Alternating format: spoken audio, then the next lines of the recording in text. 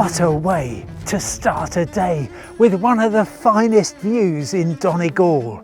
I'm 800 feet high on Greenan mountain and about to explore the remarkable Greenan of Alia. This is the site of an ancient hill fort. Archaeological evidence reveals human activity stretching back 3,700 years, making it one of the most significant locations as a witness to Ireland's history. In the 5th century of the Christian era, St Patrick is believed to have visited the site. During the Victorian age, some reconstruction took place, which explains why the fort appears in good shape. As tour guide Henry Doohan says, you can touch history here. It's a lovely place to be. You can come up here and some people say, see the real Ireland. A very good way to see the real Ireland is to take to the road, in this case the exciting hill climbing, coast hugging route along the west side of beautiful Lough Swilly, delivering one heavenly vista after another.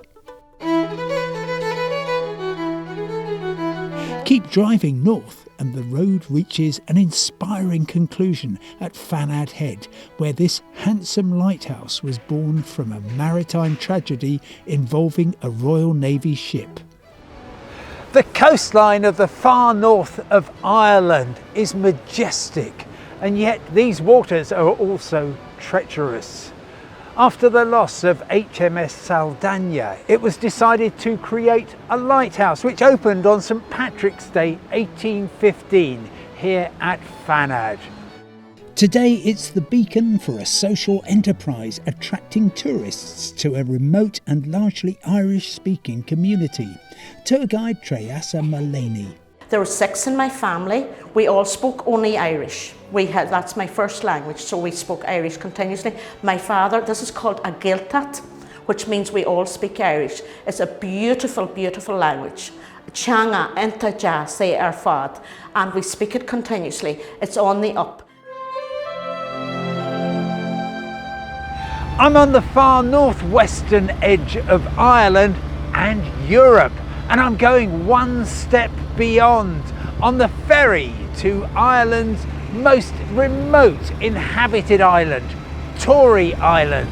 I'm going in search of a different pace of life and also to discover its appeal in terms of nature and art. The 9-mile journey from the coast of County Donegal takes around 45 minutes. Well, as you can tell, this isn't a car ferry, and I want to see as much as I can of Tory Island. Fortunately, I'm here to meet a man called Owen Clark, who's a photographer, a videographer. He runs the local pub and he also organises e-bike exploration. This isolated fragment of Ireland measures just 5 kilometres long and 1 kilometre at its widest, with fewer than 200 permanent residents. A mountain bike provides the perfect pace for exploring this extraordinary island. It's also very good fun. The way the elements have sculpted the island made it naturally enticing as a location for artists seeking inspiration amid glorious solitude. In the 1950s, the noted British artist Derek Hill discovered Tory Island. He had a hut built so that he could live and paint here, looking out across the raw edge of Europe. It's such a dramatic place with such a dramatic scenery and such history behind it. And then you have the people themselves of the island. There's such a welcome community. I'm here 11 years now, and you feel welcome by everybody on the island. It's a really fantastic place to live.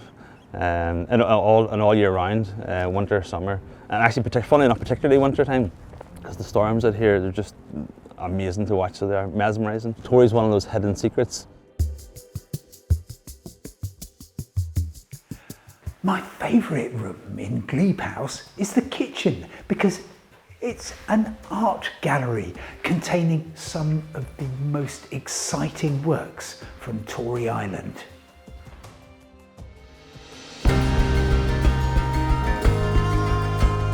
Wild Atlantic Way is served by 5 airports, but only one of them, Donegal, has repeatedly been rated as having the most beautiful approach in the world.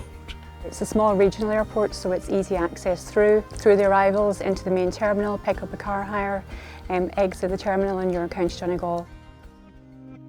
Perhaps you'll set your sat-nav for Brack House Boutique Bed and Breakfast, one of the most inviting places to stay along the Wild Atlantic Way.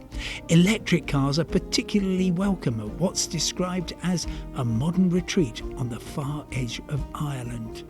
The house was designed by local architects and built by local tradespeople, and with the invitation to take refuge and slow down in a calm space filled with natural materials from the surrounding area.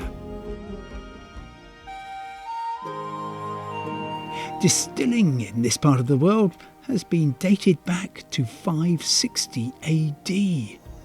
Crowley House was built from stone in 1901 as a carpet factory. For 4 decades in the 20th century, dolls were made here, but it's now a shrine to the liquid gold that warms the heart and lifts the soul, complete with a new visitor centre where I met distillery manager Catherine Greenan. Irish whiskey has to be the best whiskey there is. Basically, it's all to do with the nose. So this here would be a nosing glass as such, so that you'd be able to, so you should be able to get a lot of the taste from just the actual nose, you know, before you actually taste it. Whiskey is a healthy drink as such, like everything in moderation. The far northwest of Ireland is a place of immense natural beauty, but it's also full of stories and human creativity. I think I will have to pause here for a while along the Wild Atlantic Way to enjoy one of the many gifts of Donegal. Sláinte.